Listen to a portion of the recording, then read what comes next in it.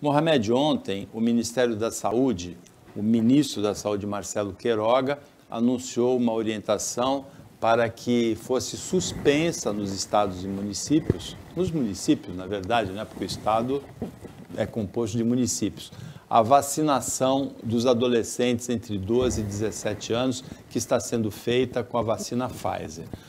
Ele falou em efeitos colaterais, efeitos adversos, que são muito poucos, ele mesmo reconheceu que são muito poucos, e uma morte de uma adolescente em São Bernardo de 16 anos, que até agora não há nenhuma evidência que tenha alguma relação com a vacina Pfizer. A Agência Nacional de Vigilância Sanitária, mais tarde, divergiu do ministro e disse que não há nada que não recomende a vacinação. Estados e municípios, a maioria, mantiveram a vacinação e na Baixada Santista, 6 municípios, Santo São Vicente, Guarujá, Itaém, Mongaguá e Peruíbe, mantiveram a vacinação com a vacina Pfizer. Paulo, isso só mostra que, você comentava no intervalo que a Natuza Neri disse que ele chegou ao padrão Pazuello. Não, eu acho que ele chegou ao padrão Bolsonaro de ministro da Saúde. Isso é um padrão que o Pazuello se ajustou a ele imediatamente, mas na verdade o Queiroga agora acabou de entrar. E a capacidade que o Bolsonaro tem para destruir carreiras, né? Porque o Queiroga agora acabou. Ele mentiu. E quando um médico que aceita ser ministro da Saúde mente, e o que é pior, desnecessariamente, se o ministro da Saúde tivesse chamado a imprensa e dito o seguinte, olha, eu não tenho dose de vacina suficiente para vacinar adolescentes e para dar a segunda dose em quem precisa. Então eu estou pedindo aos governadores que suspendam a vacinação aos adolescentes, que não é um grupo de risco, e que priorizem a segunda dose. Ele estaria dentro da dignidade do cargo de ministro da Saúde, falando absolutamente a verdade e teria resolvido o problema. Ou seja, como ministro da Saúde, exercendo a sua autoridade, ele justificaria com a verdade, que todo mundo sabe, não tem vacina, algumas delas, e poderia pedir aos governadores, e aí ele transfere o ônus, porque aí um governador que não atende a um pedido absolutamente justificado do ministro da Saúde, porque o Dória podia espernear dizendo, olha, incompetência, mas ficava chato para ele dizer, não, eu vou continuar vacinando os adolescentes e dane-se quem tem que tomar a segunda dose. Então vejam como o ônus político seria transferido aos governadores e aos prefeitos. Mas não, do alto da incompetência generalizada deste governo, que é o padrão Bolsonaro, ele mente para justificar de forma absolutamente injustificável algo que todo mundo está enxergando. Não tem dose de vacina suficiente para fazer as duas coisas, mas ele mente criando algo que impediria essa segunda, e aí ele é desmoralizado no próprio governo federal pela Anvisa, e é desmoralizado porque nenhum governador obedece. Então, olhem o que este homem faz. Como ele joga na lama a carreira dele. Ele vai sair do governo deste tamanho. Por quê? Ele é mentiroso. Para agradar o chefe, que, como eu falei, bateu a cabeça, provavelmente, quando eu estava no Exército, e até hoje a gente arca com as consequências. Então, é preciso que isso acabe. Ele está completamente desmoralizado. O ministro da Saúde hoje, para mim, é um cara que, se você ouvi-lo falar, e ele já deu a segunda, né? Porque ele já disse que discorda da obrigatoriedade de usar máscara. Este homem realmente está totalmente integrado ao padrão Bolsonaro de falta de qualidade. E ele, para mim, já é hoje um ministro da Saúde natimorto. Está lá, ninguém vai obedecê-lo, ninguém vai respeitá-lo, e vai ser mais um que vai cair antes do final do ano, podem ter certeza.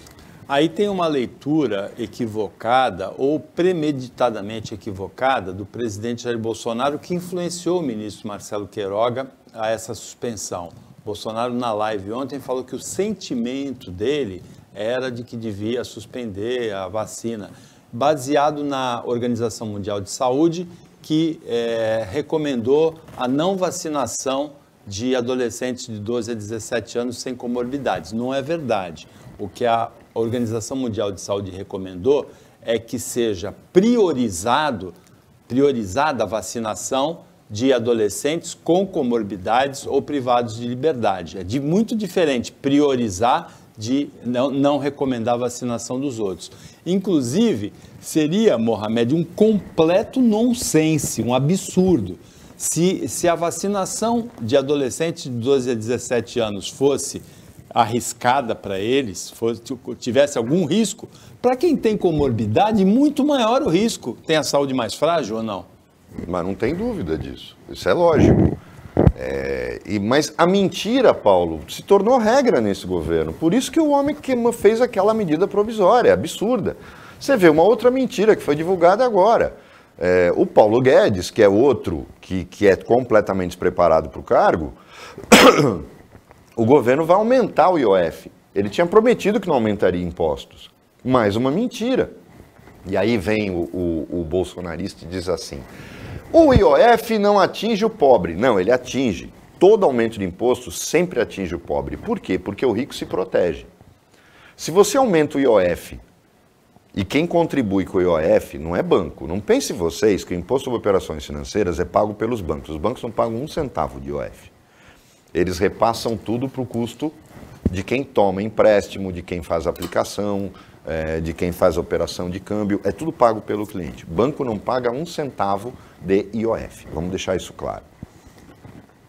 Então, quando uma importadora faz o contrato de câmbio para pagar o produto importado, e é o insumo agrícola, é o adubo, é o bactericida, é o remédio importado ou o insumo para o remédio importado que vem para o Brasil, é comida, porque a gente está precisando importar, porque não está conseguindo dar conta do que tem. Quando tudo isso entra e você faz o contrato de câmbio e paga o IOF, você repassa para o preço. Ou seja, vai tudo aumentar. O Brasil não é autossuficiente em petróleo porque ele precisa fazer blend.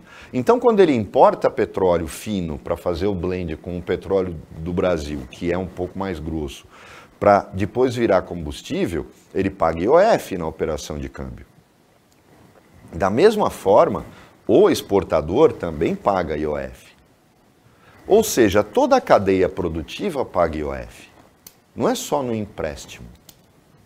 E esta cadeia produtiva repassa todos os seus custos para o preço, o que gera mais inflação. E aí, gerando mais inflação, vai acontecer o que eu já falei aqui outro dia.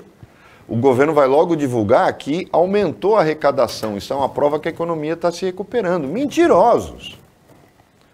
Mentirosos. A economia está ficando cada vez mais fraca. Só que a inflação e agora, por exemplo, o IOF fazem a arrecadação aumentar. E aí você finge que isso tudo está ligado a um aumento, a um crescimento econômico, que só alguém com sérios problemas mentais ou cronicamente burro é capaz de aceitar como verdade.